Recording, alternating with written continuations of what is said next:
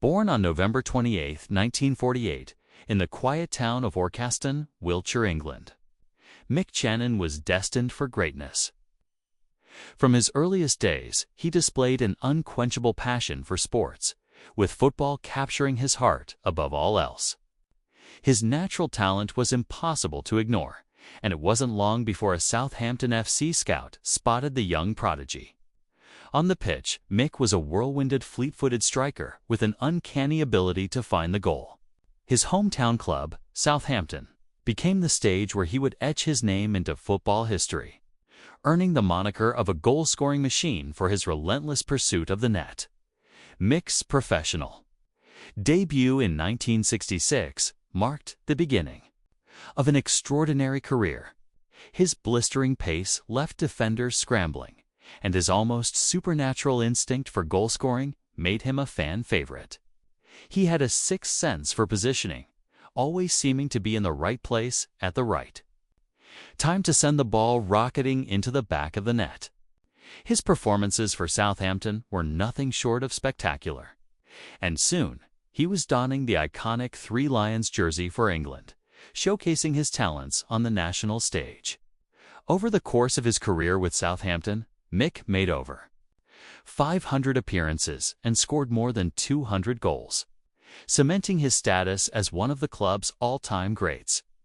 For England, he earned 46 caps and netted 21 goals, further solidifying his reputation as a footballing titan. In 1977, Mick made a bold move to Manchester City, where his flair and determination continued to dazzle spectators. Though his time at City was relatively brief, his impact was profound, leaving an enduring mark on the club and its supporters. By 1979, Mick returned to Southampton for a final, bittersweet season, a homecoming that served as a victory lap for the beloved legend. The knowledge that his playing days were nearing their end cast a shadow over his return, but his love for the game never wavered. In 1982, he made the difficult decision to retire, though he briefly flirted with a comeback in 1985 before finally hanging up his boots for good. But Mick Channon was not a man to fade quietly into retirement. His competitive spirit, forged on the football pitch, found a new outlet in the world of horse racing. Horses had been a part of Mick's life since childhood, growing up on a farm where his love for these majestic animals took root. After retiring from football, he swapped the roar of the stadium for the thunder of hooves, starting as a humble assistant at the racetrack. But Mick was never content to stay on the sidelines. By 1990, he had earned his trainer's license, determined to build a winning team not of footballers, but of thoroughbreds. Mick's transition from football star to racehorse trainer was seamless. His stables at West Ilsley became a powerhouse in the racing world, producing champions that echoed the success he had achieved on the pitch. His natural affinity for horses mirrored his instinct for football. He understood the sport on a profound level, knowing how to bring out the best in his four-legged athletes. One of his earliest triumphs came in 1994 with a horse named Piccolo, an underdog who defied expectations to win the prestigious Nunthorpe Stakes at York. This victory put Mick's name firmly on the racing map, proving that his competitive fire burned as brightly in the stables as it had on the field. Mick's stables continued to churn out winners, with horses like Too Good and Samara dominating races such as the Dayworth Stakes and the Irish 1,000 Guineas. Over the years, his stables produced over 2,000 winners, a testament to his skill as a trainer and his ability to inspire both horses and jockeys. Mick even trained horses for some of his old football teammates, blending his two worlds and keeping those friendships alive in a new arena. Life seemed to be on an upward trajectory. The thrill of competition remained, even if the setting had changed. But on a fateful day in August 2008, everything changed. Mick was driving home from the Doncaster sales with his son, Jack, and their friend, Tim Corby, when disaster struck. A deafening screech, a violent crash, and then darkness. When Mick regained consciousness, the car was a wreck, smoke billowing into the sky. Tim, their dear friend, was gone. Jack was injured, and Mick himself was severely hurt, suffering from broken ribs, a fractured arm and jaw, and a punctured lung. But the physical pain paled in comparison to the emotional toll. As Mick and Jack were rushed to the hospital, guilt and grief consumed him. He couldn't stop asking himself, what if? Could he have done something differently to save Tim? The road to recovery was grueling, not just for his body, but for his spirit. Mick returned to training horses, but the joy he once found in the sport had dimmed. The memories of that tragic day haunted him, casting a shadow over even his greatest victories. He became quieter, more introspective, his once boisterous laughter replaced by a melancholic air. Friends and colleagues in the racing world noticed the change, commenting on the somber shift in his demeanor.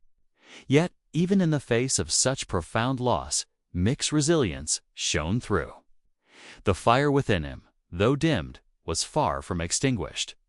In the midst of his grief, Mick found solace in the world of sports' lifelong passion.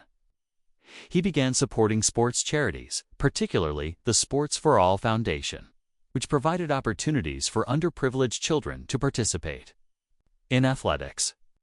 Mick contributed by funding equipment and coaching, finding purpose in helping young athletes chase their dreams. Watching these young stars play with the same determination he once had reminded him of his own journey, offering a sense of healing and renewal. His involvement in these initiatives, born on November 28, 1948. In the small village of Orcaston, Wiltshire, England, Mick Channon was a born athlete with a particular love for football. His prodigious talent shone brightly from a young age, catching the eye of a Southampton FC scout. On the pitch, Channon was a force of nature, lightning fast and blessed with an extraordinary knack for scoring goals, dubbed a goal-scoring machine by fans. He thrived at Southampton, his hometown club, where he became a legend. His professional debut in 1966 marked the dawn of a remarkable career, characterized by electrifying speed that left defenders in the dust and an almost mystical ability to find the back of the net. Channon's flair and precision earned him a call-up to the England national team, where he proudly wore the Three Lions crest. Over his tenure with Southampton, he made over 500 appearances and scored more than 200 goals, securing his place as one of the club's greatest ever players. For England, he earned 46 caps and netted 21 goals, showcasing his brilliance on the international stage. His contributions to football made him a household name and a revered figure in the sport. In 1977, Channon took a bold step, joining Manchester City, where his skill and tenacity continued to captivate audiences. Though his stint at City was short-lived, he left an indelible mark on the club and its supporters. In 1979, he returned to Southampton for a final season, a poignant homecoming that celebrated his legacy while signaling the twilight of his playing career. Despite a brief comeback attempt in 1985, Channon retired from football in 1982, closing a chapter that had defined him as one of England's finest. Yet retirement was not the end for Mick Channon. His competitive spirit, honed on the football field, found a new outlet in horse racing. Growing up on a farm, he had developed a deep affinity for horses, and this passion became the foundation for his second career. Starting as an assistant at the racetrack, Channon quickly rose through the ranks, earning his trainer's license. By 1990, determined to succeed, he built a formidable team of racehorses at his West Ilsley stables. Mirroring the success he had achieved in football, Channon's transition to horse racing was seamless. Driven by the same instincts that made him a football star, his stables became synonymous with victory, producing champions like Piccolo, who stunned the racing world by winning the Nunthorpe Stakes at York in 1994. This triumph catapulted Channon into the spotlight as a top-tier trainer. his stables continue to produce winners, with horses like Too Good and Samara dominating prestigious races such as the Daywar Stakes and the Irish 1,000 Guineas. Over the years, Channon's stables racked up over 2,000 victories, a testament to his ability to inspire both horses and jockeys. He even trained horses for former football teammates, blending his two worlds and maintaining lifelong friendships. Life seemed to be on an upward trajectory for Channon. The thrill of competition, once fueled by the roar of football crowds, was now driven by the pounding of hooves on the racetrack. But on a fateful day in August 2008, tragedy struck. Driving home from the Doncaster sales with his son, Jack, and friend, Tim Corby, Channon's car was involved in a horrific accident. The crash was catastrophic, leaving the vehicle in ruins and claiming Tim's life. Jack was injured, and Channon suffered severe injuries, including broken ribs, a fractured arm and jaw, and a punctured lung. The physical pain was excruciating, but the emotional scars ran deeper. Rushed to the hospital, Channon was overwhelmed by guilt and grief, haunted by the question of whether he could have prevented the tragedy. The road to recovery was arduous. Physically, Channon healed, but the emotional wounds lingered. He returned to horse training, but the spark that once defined him had dimmed. The memories of that tragic day cast a long shadow, and even his victories on the racetrack felt hollow.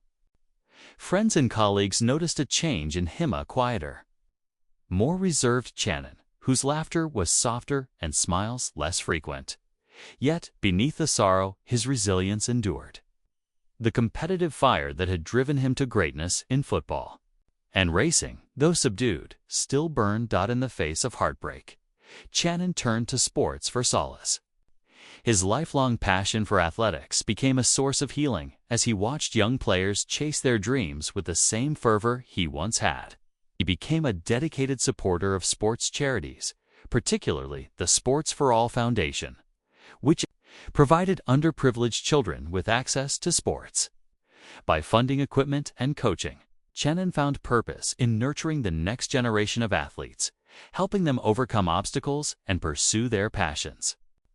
This work gave him a renewed sense of meaning, reminding him of his own journey from a small village to the pinnacle of sport. Now retired from horse training, Channon has passed the reins to his son, Jack, and is enjoying a well-earned rest. His legacy, however, is eternal. On the football pitch, he was a lightning-fast striker whose goals thrilled fans and inspired a generation. In horse racing, he transformed his competitive spirit into a new arena, achieving extraordinary success. But Mick Channon's story is more than a collection of trophies and victories. It is a testament to the resilience of the human spirit. A narrative of rising above tragedy to find purpose and hope. The motorway accident of 2008 left an indelible mark on Channon's life, dimming his vibrant spirit and altering his path. Yet, even in the face of such loss, he persevered.